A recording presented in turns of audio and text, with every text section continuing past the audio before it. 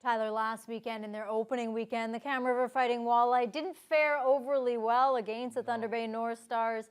They went 0-2. So this weekend, of course, they were hoping to bounce back. Yeah, and it's an expansion team, right? And both teams are still getting their bearings. They're still bringing in some new faces. Don't forget, last week we had some new signings. Joe McCullum for the Fighting Walleye, Michael Stubbs for the North Stars. So new faces coming in. And yeah, truth be told, going into the weekend, Cam River head coach Matt Valley hoped to find some kind of spark heading into games 3 and 4 of the Teleco Cup. The Fighting Walleye were yet to claim their first win of the preseason, and that trend continued over the weekend. Michael Mahorovich has more. Games 3 and 4 of the Teleco Cup were summarized by the team's emotions walking off the ice Saturday night.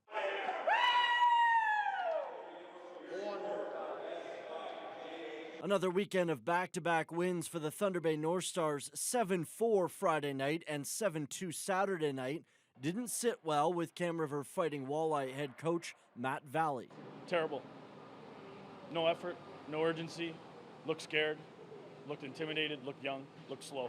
It wasn't all negative for the Walleye. Valley liked what he saw from his top line of Trenton Morisseau, Alex Enegren, and Keaton McCready, who scored 10 points over the 2 games. I think they wanted the puck in comparison to the other, we'll say 9 forwards for the most part. I mean, I don't want to generalize that. There's some guys that look a little better than others, but our top line, Mercury, Enegren, Morisseau, they wanted the puck. They wanted to make plays. They wanted to shoot it. They wanted to pass it. That sounds silly, just saying things that hockey players do, but they engaged, and again, they didn't look intimidated. They wanted to make plays. They pushed the pace. They dictated the play. The Walleye added to their roster this weekend, signing Thunder Bay native Joe McCullum from Pembroke in the CCHL.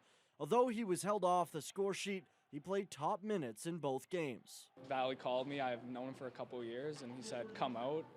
We're shaping up really nice. I think they did a good job bringing guys in from all over, and a little bit slower start than I bet we would have liked, but you can see it's there, and once we figure it out, I think it's going to click really nice for us. He's a great kid and a great player, and he bolsters our decor big time.